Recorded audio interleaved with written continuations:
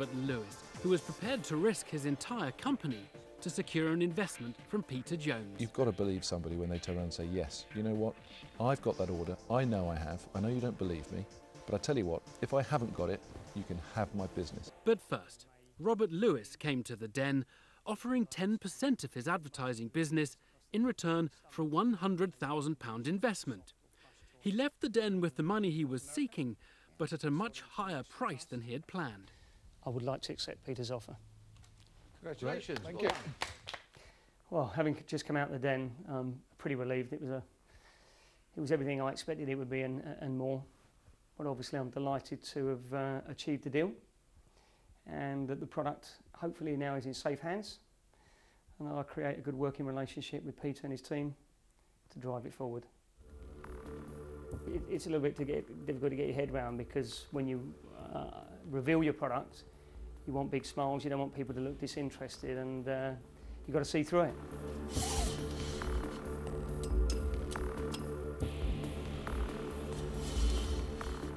He started off an incredibly shaky presentation. Hi, my name is Robert. My company is Rollersigns, and I'm here today to seek an investment of £100,000 for 10% equity in my company.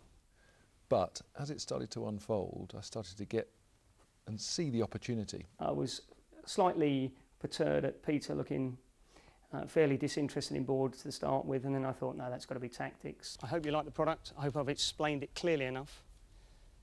I look forward to your questions. When you go in the Den, you can rehearse your pitch, but you're in extreme circumstances that you're not used to, and therefore it's very difficult to get across all the points that you want to. Robert, now you mentioned a lot of places where you could sell your product. Yes. And one of them was airports. Yes. But you haven't sold any to an airport, have you? It got a little bit fractious at one stage, and I was getting slightly frustrated with myself that I couldn't put the point across that the airports, although a potentially very large market, is anything but the key market where we need to be at the moment. I've appointed resellers to cover Spain and France, a reseller in the US who is just about to take 2 container loads of product. Unfortunately, I was unable to produce the paperwork for that. Do you know, I'm going to have to see that. I'm going to have to see the email. I haven't got it on me, it's on my computer. But, you know, there is a substantial demand for the product. OK, stop there, Robert. When I realised that I didn't have the piece of paperwork, I actually wasn't too fazed, because I've always believed that the product would stand up on its own merits. We have some good sales and contracts in place, and if they couldn't see through that, then I just done a terrible job. I would have thought that was a really important piece of paper. I apologise. Well, you get the picture. Unfortunately, you get the picture that you built up. Stop talking over me. My apologies. I'm out. I'm not going to make an offer, and so for that reason, I'm out. You've snatched defeat from the jaws of victory. I wish you the best of luck, but I'm out. I think what's really hard is that somebody sometimes can come across quite innocently, but come across very shady, because they're saying they've got something, but yet they don't bring it in as evidence. Or they're promising that they can deliver something, but actually don't really know how to deliver it. And I'm sure it's very innocent, particularly in Robert's case, but I can understand why people sit back and think, you know what, there's something about you that I'm not quite sure what it is, but I just don't believe you. I think you have a good product. If you'd brought that piece of paper into the Den that had shown and demonstrated that you had this commitment for an order that would produce $120,000 worth of profit, I'm going to tell you that I would have personally invested in the business and you. If a whole deal balanced on just one piece of paperwork that unfortunately I hadn't collated the evening before, then I'd have been bitterly disappointed. Probably not as much as my wife, but I'd have been bitterly disappointed. So that's why I gave my little speech to Peter. I don't want to lose you.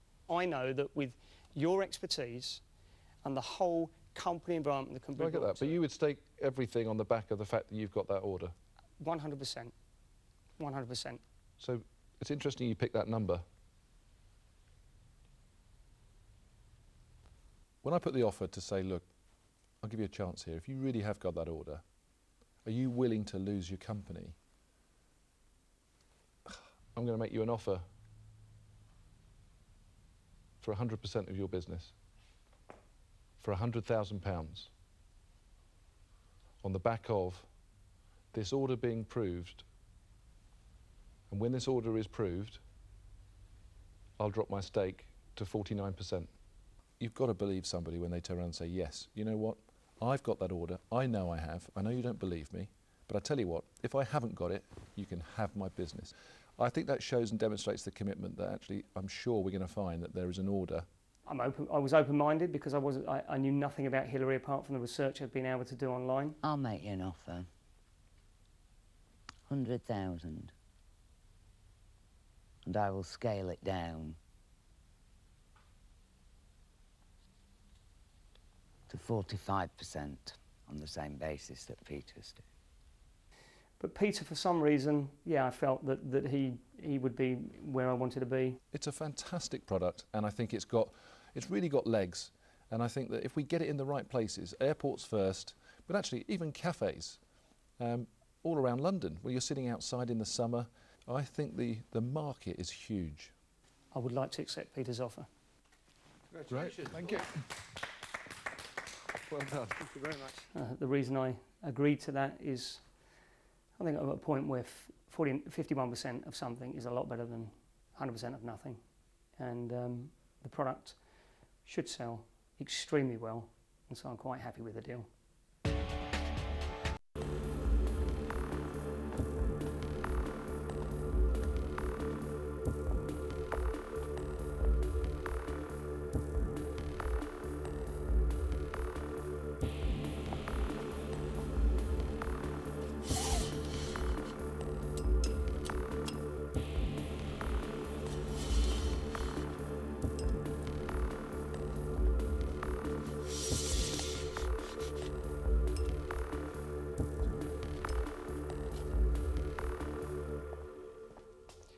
Hi, my name is Robert. My company is Rollersigns, and I'm here today to seek an investment of £100,000 for 10% equity in my company.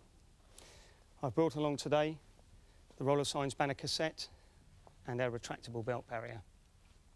The banner cassette has been designed to retrofit the tens of millions of retractable belt barriers that can be found worldwide, from airports to movie theatres, retail. What was otherwise dead space is now transformed into high-impact media.